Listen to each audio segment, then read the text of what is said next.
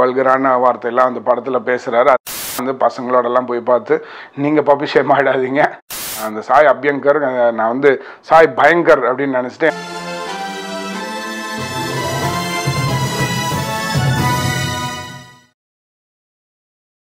எல்லாருக்கும் ரிவ்யூ பெட்டி சார்பாக தீபாவளி நல்வாழ்த்துக்கள். இந்த தீபாவளிக்கு வெளியான பைசன், டீசல், அப்புறமா டூட் அப்படிங்கிற இந்த எல்லா தமிழ் படத்தில் இந்த டூட் அப்படிங்கிற தமிழ் படத்தை நேற்றுக்கு வெள்ளிக்கிழமை அன்னைக்கு இங்கே யூஎஸில் ஒரு தேட்டரில் போய் பார்த்துட்டு வந்தேன். இந்த படம் எப்படி இருந்து, இதோட கதை என்ன அப்படின்னு பார்ப்போம். இந்த படத்தை வந்து கீர்த்திஸ்வரன் அப்படிங்கிறவர் வந்து டைரக்ட் பண்ணியிருக்காரு. இதுக்கு வந்து சாய் அபியங்கர் மியூசிக் பண்ணி சரத்குமார், பிரவீன் ரங்கநாதன், அப்புறம் மமிதா, ரோஹிணி அப்படின்ட்டு இன்னும் நிறைய பேர் வந்து இந்த படத்தில் வந்து நடிச்சிருக்காங்க. இந்த படத்தோட கதை என்ன, இந்த படம் எப்படி இருந்துச்சு அப்படின்னு பார்த்தோம்னா, ஒரு வரியில் சொல்லணும் அப்படின்னா வந்து ஆணவ கொலைகள் இதை வந்து ஒரு தடுக்கும் வகையிலையும் இதுக்கு ஒரு மெசேஜ் சொல்கிற வகையிலையும் இந்த படத்தோட கதை அமைஞ்சிருக்கு. கதையோட களத்துக்குள்ளே போனோம் அப்படின்னா வந்து ஒரு அமைச்சர் இருக்கார், பால்வளத்துறை அமைச்சர் இருக்கார் அதிகமான அப்படின்னு சரத்குமார். அவரோட தங்கச்சி பையன் பிரதீப் ரங்கநாதன் இருக்கார். அப்புறம் அவரோட பொண்ணு வந்து மமிதா இருக்காங்க. சின்ன வயசுலேருந்தே ஒன்றா தான் வளர்ந்தாங்க. அப்படிங்கிறனால மாப்பிள்ளை அப்படின்னு தான் வந்து கூப்பிடுறாங்க. அண்டு அந்த பொண்ணுமே வந்து இவனை வந்து லவ் பண்ணுறேன் அப்படின்னு சொல்லவும் அட் ஒன் பாயிண்ட் அவன் வந்து லவ்வில் நம்மளுள்ள செட் ஆகாது அப்படின்னுறான்.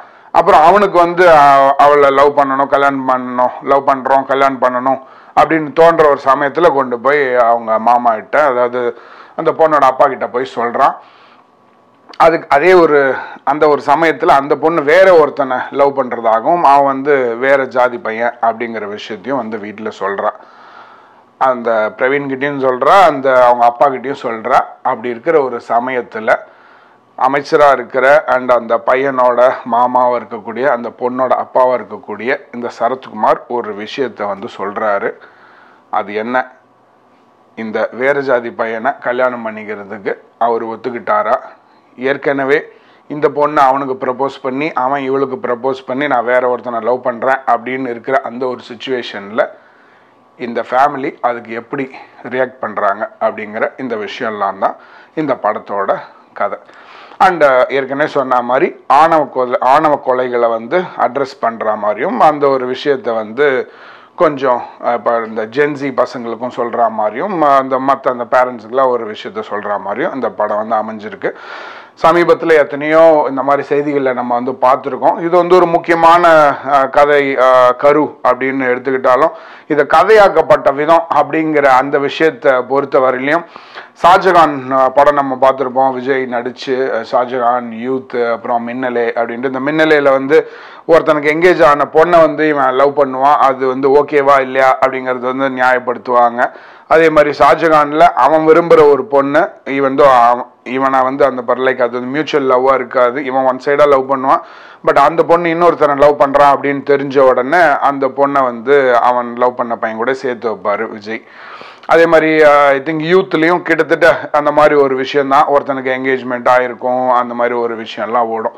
ஸோ இந்த மாதிரி சில விஷயங்களில் இந்த மாதிரி படத்தெல்லாம் பார்த்த ஒரு ஃபீல் இருந்தாலும் பட் இந்த கதை வந்து அதெல்லாம் தாண்டி வேற ஒரு கட்டத்துக்கு போகுது. அதை வந்து என்னால் கொஞ்சம் அக்செப்ட் பண்ணிக்க முடியல. ஈவன் தோ கதையோட கரு அதெல்லாம் ஓகேன்னாலும் இந்த கதை நகர்ற விஷயம் அப்படிங்கிறது வந்து ஏற்றுக்கிற மாதிரி இல்லை. அதை வந்து இவங்களே படத்தில் வந்து என்ன கிரிஞ்சாக ஃபீல் ஆகுதா அப்படின்லாம் சொல்லி நீங்கள் தான் கிரிஞ்சு அப்படின்னு அந்த மாதிரி ஃபீல் பண்ணுறவங்களே வந்து கொஞ்சம் அட்ரஸ் பண்ண மாதிரிலாம் வந்து பண்ணியிருக்காங்க. ஸோ அந்த கேள்விகளுக்கு வந்து ஒரு பதில் சொல்கிற மாதிரி அதிலே கொஞ்சம் வச்சுருக்காங்க. இருந்தாலும் இது வந்து பியூர் சினிமா அப்படின்னு தான் வந்து சொல்லி ஆகணும். அதாவது இந்த சினிமாவில் தான் சில விஷயங்கள் நடக்கும், நிஜத்தில் நடக்காது அப்படின்ற மாதிரி விஷயம் இருக்குல்ல, அந்த மாதிரி தான் இது வந்து பட்டுச்சு. அண்ட் ஆப்வியஸ்லி அதுதான் சினிமாவும் கூட. நேரில் நடக்கிறது எடுத்து அது டாக்குமெண்ட்ரி இல்லையா, சினிமாத்தனமாக ஒரு மாதிரி டிஃப்ரெண்ட்டாக இருந்துச்சு அப்படின்னு சொல்லலாம். அண்ட் குறிப்பாக இது வந்து ஜென்சி அந்த ஒரு புது இளைய தலைமுறை, இந்த புதுன்னெலாம் சொல்லும்போது நம்ம ஏதோ கொஞ்சம் பழசு மாதிரி கொஞ்சம் ஃபீல் ஆகுது. பட் விஷயம் அதுதான், இப்போ இருக்கிற அந்த ஒரு காலேஜ், அவுட் ஆஃப் காலேஜ் அந்த மாதிரியோட அந்த ஒரு ஜென்ரேஷனை வந்து அட்ரஸ் பண்ணுற மாதிரி தான் இருக்குது இந்த படத்தோட கதைக்களம், இதோட ஸ்க்ரீன் பிளே எல்லாம். ஸோ இது யாரெல்லாம் பார்க்கலாம் யாரெல்லாம் பார்க்கக்கூடாது அப்படிங்கிறது ஆப்வியஸ்லி அவங்களோட இண்டிவிஜுவல் விருப்பம். பட் என்னை பொறுத்த வரைக்கும் இது வந்து பசங்களை அண்ட் மேபி ஃபேமிலியோட பார்க்குற டைப்பா அப்படின்னு கூட நான் வந்து அதை வந்து ரெக்கமெண்ட் பண்ண மாட்டேன். ஏதோ காலேஜ் படிக்கிற பசங்க, கல்யாணத்துக்கு வெயிட் பண்ணுற பசங்க, அந்த மாதிரி டைப் ஆஃப் ஒரு யங்கர் ஜென்ரேஷன் அந்த மாதிரி பசங்க வேணால் பார்க்கலாமே தவிர, ஏன் அப்படின்னா இதில் வந்து ஒரு கெட்ட வார்த்தை அப்படிங்கிறது வந்து ரொம்பவே நார்மலைஸ் ஆகிருக்கு. இந்தியாவை பொறுத்த வரைக்கும் எப்படியோ அதிலெல்லாம் பீப் இருக்கும். பட் நான் இது நிறைய இதில் வந்து சொல்லியிருக்கேன். யூஎஸில் பார்த்தாலும் பார்க்கறது நம்ம தமிழ் மக்கள் தானே, அதுவும் தேட்டருக்கு வந்து பசங்களோட எல்லாமே வராங்க. ஸோ அவ்வளோ கெட்ட வார்த்தைங்கள்லாம் வந்து அவ்வளோ சரளமாக இருக்குது. ஏற்கனவே இந்த நார்த் மெட்ராஸ் அப்படின்னாலே வந்து கெட்ட வார்த்தை தான் பேசுவாங்கன்ற மாதிரி காமிக்கிறதுக்கு ஒரு 2-3 பேர் இருக்காங்க. வெற்றிமாறனும் பாரஞ்சித் அந்த மாதிரி ஆளுங்க. அண்டு இந்த பையன் வந்து பிரதீப் வந்து இந்த ஜென்சி அப்படின்னாலே வந்து இந்த மாதிரி அஜால் குஜாலான விஷயங்கள் அண்டு கெட்ட வார்த்தைலாம் ஒரு கேஷுவலான விஷயம் அப்படிங்கிற மாதிரியுமே தான் வந்து இருக்குது இவரோட படம்லாமும். அதில் சரத்குமார் எல்லாமே வந்து ரொம்ப ஒரு இதுவாக வல்கரான வார்த்தையெல்லாம் அந்த படத்தில் பேசுகிறாரு. அதுக்கெலாம் யூஎஸில் மேபி அவுட் சைட் இந்தியா எங்கேயுமே எனக்கு தெரிஞ்சு பீப்லாம் போட மாட்டாங்க. ஸோ அதனால் ஒருவேளை நீங்கள் இந்த ரிவ்யூ வந்து யூஎஸ்லேயோ இல்லை வேறு எங்கே இருந்தாலும் பார்க்குறீங்க அப்படின்னா வந்து பசங்களோடலாம் போய் பார்த்து நீங்கள் பப்ளிஷேம் ஆகிடாதீங்க.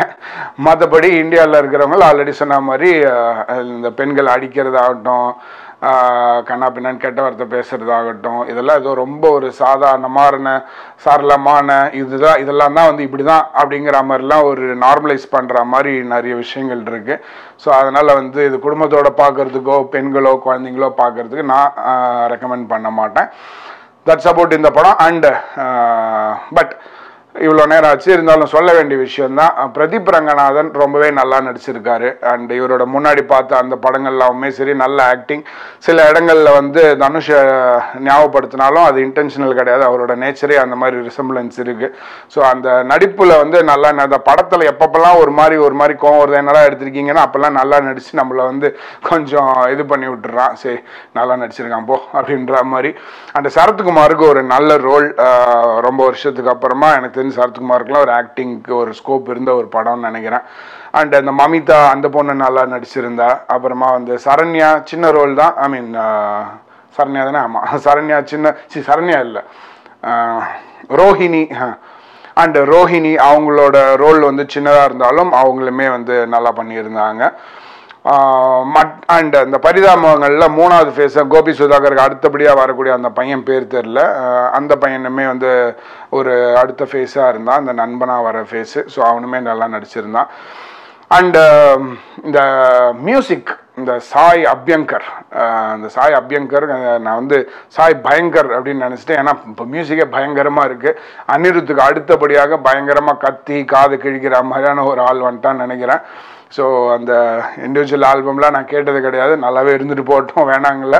பட் இந்த படத்தில் அந்த ஒரு இண்டிவிஜுவலாக அந்த பையன் பாடின பாட்டு மட்டும் கொஞ்சம் ரொம்ப ஒரு மாதிரி பக்குன்னு இருந்துச்சு, கொஞ்சம் மெதுவாக கற்றுங்கடா அப்படின்னு. பட் மற்றபடி த்ரூ அவுட் த படத்தில் அந்த பேக்ரவுண்ட் மியூசிக் ஆகட்டும் இதுவாகட்டும் நல்லாவே இருந்துச்சு. இந்த படம் எத்தனை படத்துக்கு இந்த பையன் மியூசிக் போட்டிருக்கான்னு தெரில, பட் புதுசாக யாரும் மியூசிக் போட்ட மாதிரி தெரில, ரொம்ப நல்லாவே இருந்துச்சு, ஒரு ஃபீல் குட்டாக இருந்துச்சு. அண்ட் ஒரு விஷயம் தோணுச்சு இந்த படம் பார்க்கும்போது, இனிமேல் தமிழ் படம் இப்படி தான் இருக்க போகுது. கவின், அப்புறம் பிரவீன் ரங்கநாதன், அப்புறமா அந்த விஜயோட பையன் விக்ரமோட பையன், அவன் நடிச்சு இன்னும் எதுவும் பார்த்ததில்லை. அப்புறம் இந்த மாதிரியான இந்த அடுத்த ஃபேஸஸ் அடுத்த முகங்கள் இவங்க தான் அப்படிங்கிற மாதிரியான முகங்கள் வந்தாச்சு, ஹரிஷ் கல்யாண் அப்படின்ட்டு. அண்ட் அதுக்கேற்ற மாதிரி மியூசிக்குமே வந்து இனிமேல் இந்த சாய் அபியங்கர் இந்த மாதிரி இன்னும் புதுசாக யாராவது இந்த மாதிரி தான் இருக்க போகுது. அந்த கதைக்களமும் எனக்கு தெரிஞ்சு இந்த கெட்ட வார்த்தை பேசுறது, கண்ணா பின்னான்னு சீன் எடுக்கிறது, இந்த மாதிரிலாம் தான் இருக்க போகுதுன்னு நினைக்கிறேன். ஸோ நல்ல படங்கள் ஏதாவது வந்துச்சு அப்படின்னா அது இனிமேல் பார்க்கலாம். யாராவது நல்ல படங்கள் பார்த்தீங்க வேறு அப்படின்னா ரெக்கமெண்ட் பண்ணுங்கள். இந்த பைசன் டீசல்லாம் எப்படி இருக்குன்னு சொல்லுங்கள். ட்ரெய்லர் பார்த்தேன், எதுவுமே பார்க்குற மாதிரி எனக்கு படலை பர்சனலி. இந்த வெட்டு குத்து ரத்தம் ஜாதி இதை தாண்டி வேறு கதைக்காலமே இல்லையா அப்படிங்கிற மாதிரி தான் இருக்குது. ஸோ தட்ஸ் அபவுட் இந்த படம் எப்படி நல்லா ஓடிடும். கதையை படத்தை நீங்கள் பார்க்கணுமாங்கிறத நீங்கள் தான் சூஸ் பண்ணிக்கணும், டிசைட் பண்ணிக்கணும். தட்ஸ் அபவுட் இந்த படத்தோட ரிவ்யூ. அடுத்த ஒரு ரிவ்யூவில் சீக்கிரமாக சந்திப்போம். நன்றி, வணக்கம்.